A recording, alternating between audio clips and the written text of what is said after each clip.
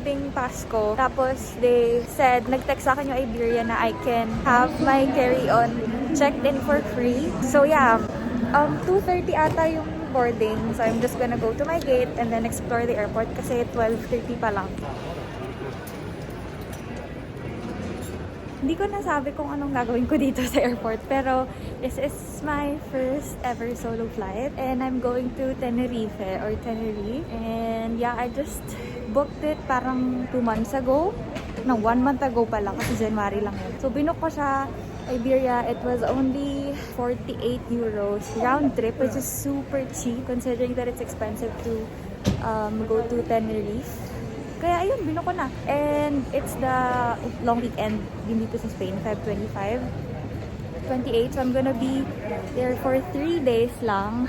Kasi hindi naman siya super like malaking, you know, place. And I just wanted to chill. Kaya yun, samahan niyo ako pumunta sa Tenerife. So I decided na mag-McDo na lang kasi anong oras na pala, 1 o'clock. Nag-ikot-ikot lang dito sa airport for like 20 minutes. So 1 p.m. na, I'll go ahead and order some food sa Starbucks. Doon na rin ako tatambay. Tapos maya-maya alis din ako kasi kailangan kong tignan kung anong gate ako. Although usually nag-update naman yung Iberia via email, I'll still look for it later. Like ngayon, wala pa rin silang sinasabing gate. Kita mo yan dun sa parang TV here, TV there. So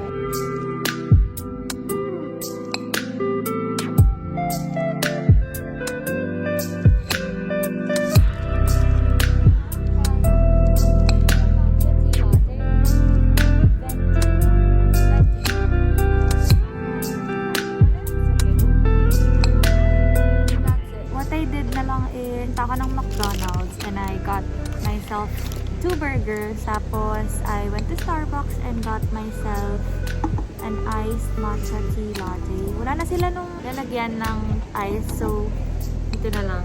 So yep, mag-aantay lang ako kasi in like 20 minutes lalabas na rin yung boarding gate ko kung saan. Tapos pupunta na ako doon.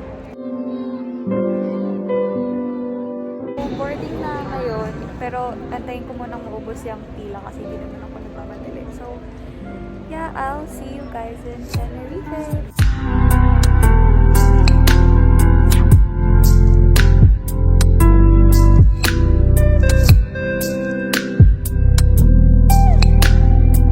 Just arrived here at Tenerife Airport, yung North Airport nila, and I'm waiting for the bus because I'll take the bus to my hotel.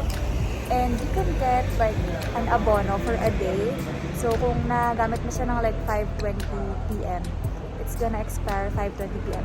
the next day. So that is only 10 euros. And yung bus papuntang dun sa hotel ko, it already cost around 5 euros. So it's better to get that if we're gonna like travel or something around the island. May TV dyan sa likod. Dun ko makikita kung ilang minutes. Para 15 minutes na lang.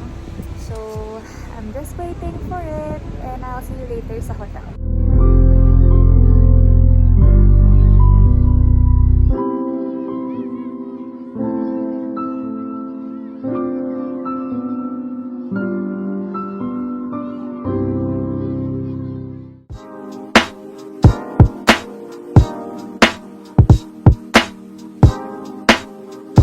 Hi guys, so nakarating na ako dito sa aking hotel and I'm gonna give you a room tour.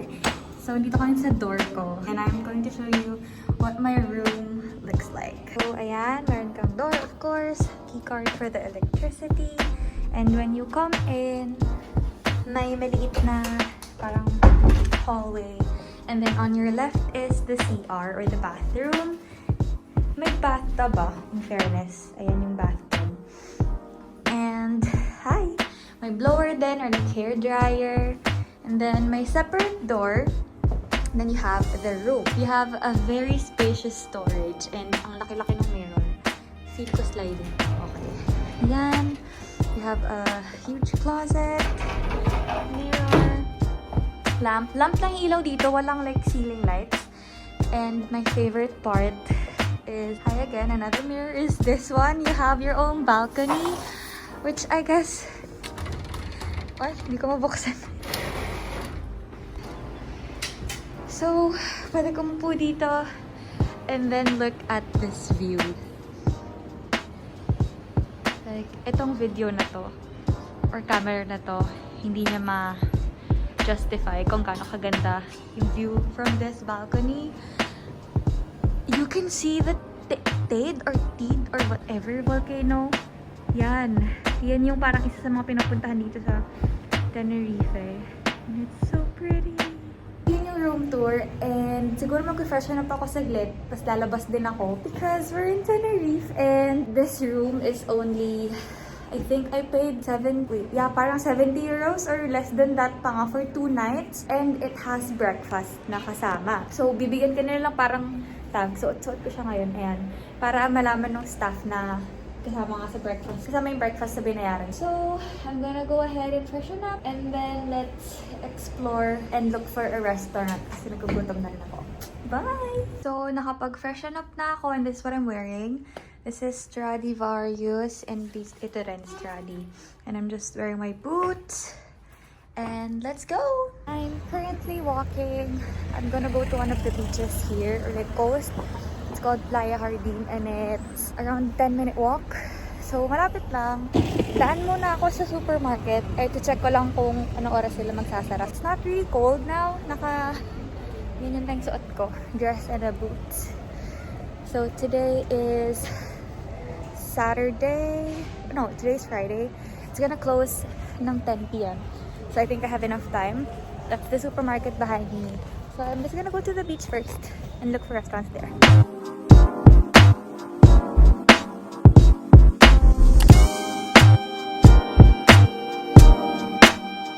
I'm so excited for tomorrow. I'm definitely gonna wake up early, have breakfast, and then probably go to the other side of the island. I'm not sure yet because this is like the north part of the island and I might go to the south part. It's like an hour, 30 minutes bus ride. And I don't think I'm gonna get bored anyways kasi sobrang ganda ng view. But yeah, I'm gonna look for a restaurant now and then have dinner, go to the supermarket, and then maybe call it a night. Not really sure yet. But yep, see you sa resto if I ever get to find one. I just came here sa isang random restaurant na nakita ko sa tabi. Not sure if you can hear me, but surprisingly, ang mura ng food. I'm not sure kung itong restaurant yung napuntahan ko. Pero, yung meal ko is like meat with fries and rice. And then I got a juice. Hindi ko parang wala pa siyang 8 euros in total. So, it's super cheap. I'm not sure if it's gonna be the same tomorrow. But, wala pa ako with cars dito. Pero, dito lang ako nagpa-assign. Kasi may Canary Islands na option pagka nag-Profex kayo. Super.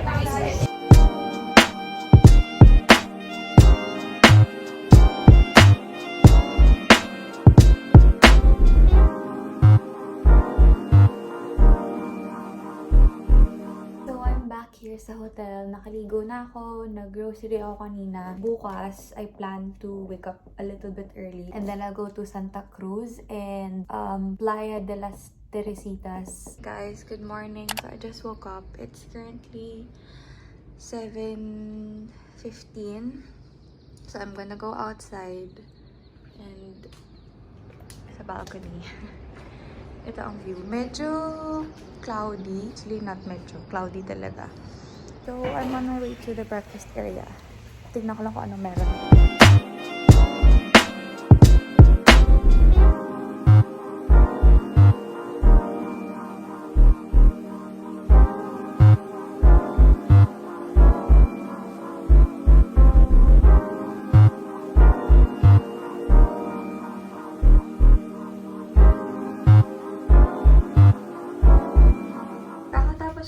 Breakfast. Wish ko lang sana may tapsilog doon.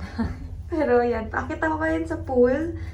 And then, later, after ko lang mag-sightseeing, balik ako sa room, tapos, let's go to Santa Cruz. Which is yung capital town. Hindi ko sure, pero parang closed yata yung pool.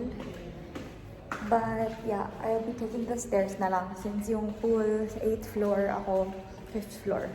Mas mabilis pa mag-stairs kaysa mag-antay ng elevator.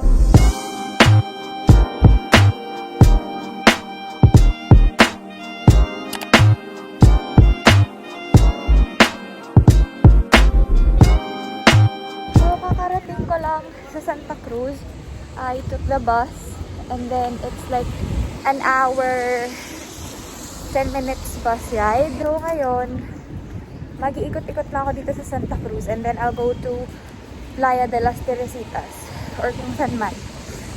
Tapos San Cristobal de Laguna and then babalik ako sa Puerto de la Cruz.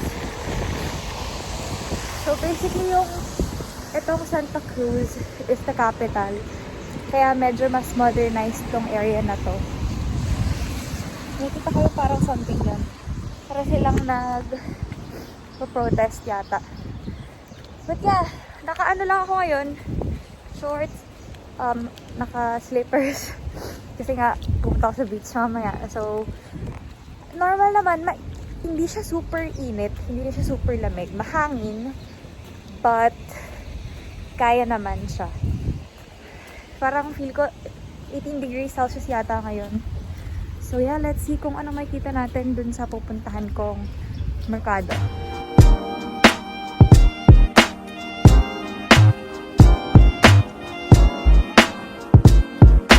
So ito siya, ito yung entrance niya. So may mga different types of food, may mga jewelry, flowers, ganyan. So let's see what's inside.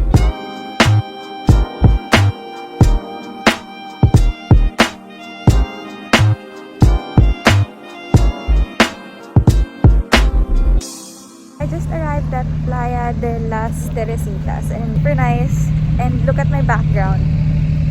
Anyways, here it is.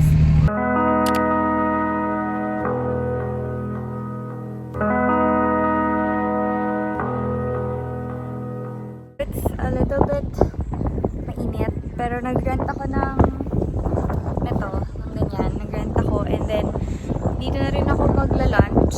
I ordered like a fruit juice, tas pork chop with fries and salad. 2 euros lang mag-rent ng ganito. So, sulit na. Although meron naman akong dalang scarf para maglatag sa sand. Ang dami kasing ibon.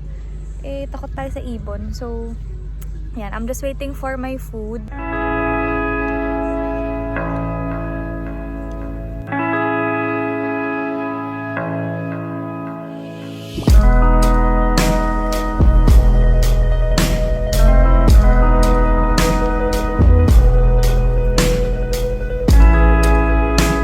I'm scared of birds and it literally ate.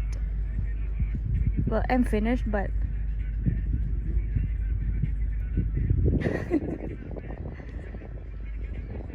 kinuha ng ibon yung leftover ko na meat. Ang daming ibon tuloy dito sa akin. I'm so scared.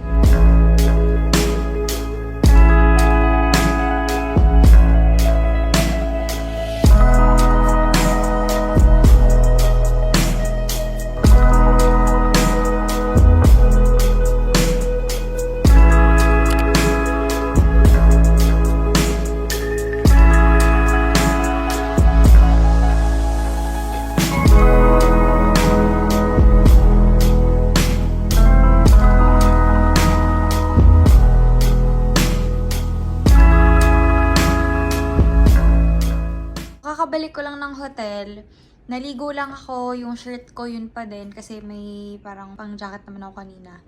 Tapos, jacket lang na puffer jacket kasi mamayang gabi medyo malamig. So yan, pants. Dala ko pa rin yung payong in case umulan kasi hindi mo, like, sobrang unpredictable ng weather. So yun, mag-iikot lang ako around the town, Puerto de la Cruz.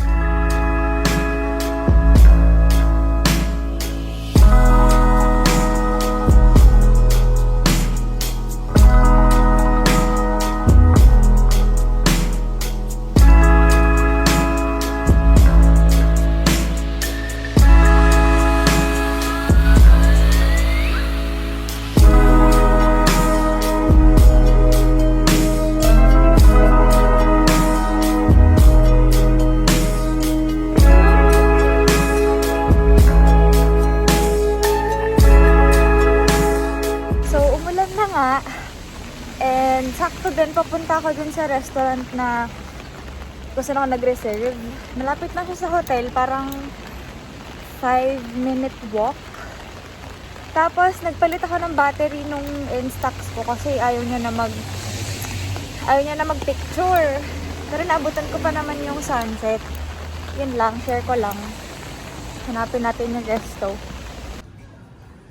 So, I came into this alley and ang daming cute na resto.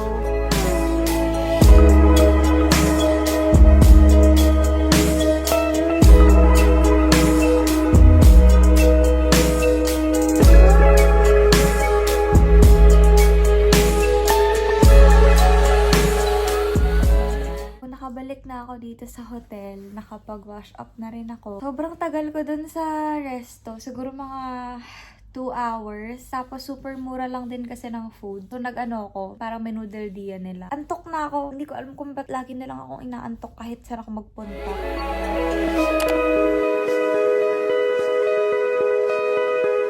Morning guys, kakatas ko lang mag-breakfast. Ngayon pupunta ako dito sa bilihan ng pasalubong kasi kahapon hindi ko siya naabutang open na ulit kasi diba nag-ikot ako. So, ayan yung hotel ko sa likod. Ito lang siya. Tapos magpapak ako and then tara ako sa Playa Martianes.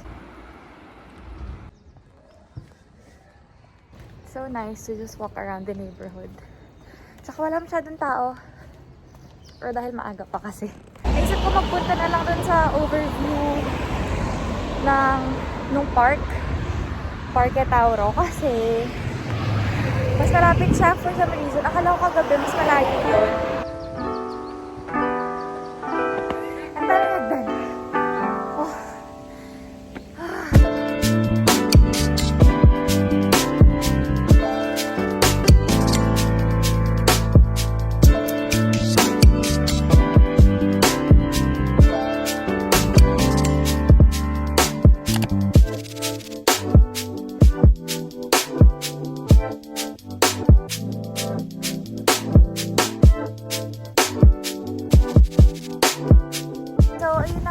I-end ko na dito yung vlog kasi I don't really have anything else planned to do.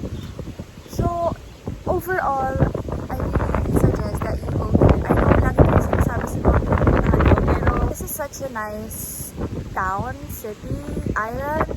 And you know, sometimes, parang pagka nagta-travel tayo, gusto natin gawin lahat ng pwedeng gawin na tourist attractions. Sa Tenerife, madami din. Like Flora Park, Siam Park, Mount Tade, pwede ka pa mag-wine tour, ganyan. But I was gonna do that at first, but then I decided not to kasi mas pinili ko mag-chill. Like, wala talaga akong pinlano na pupunta ako. Day 1, I'm gonna go here. Day 2, I'm gonna go blah blah blah. I just decided to, yun nga, as I said, relax, tapos mag-sightseeing. The reason why pumunta ako ng Tenerife is because of Ed Sheeran's song, Tenerife. So next month, I'm gonna go somewhere else. And doon, marami akong gagawin. I'm gonna go to all the tourist attractions. Well, not all, pero I'm gonna try to do all the touristy things. And include yung BTS doon. So, excited na ako. Well, excited ako for this trip, but then natapos na to. So, I'm looking forward to that next trip. So yeah, I hope that you guys were able to chill as well. Masaya ko na ginagawa ko tong mga video na to because this isn't for like YouTube lang talaga. This is more for me, like a travel diary, ganyan. Kasi syempre hindi ko na to ulit my experience unless pumunta ako ulit dito, of course. But it's nice to live in the moment and to look back on those moments. So yeah, I'll see you on the next vlog. Bye!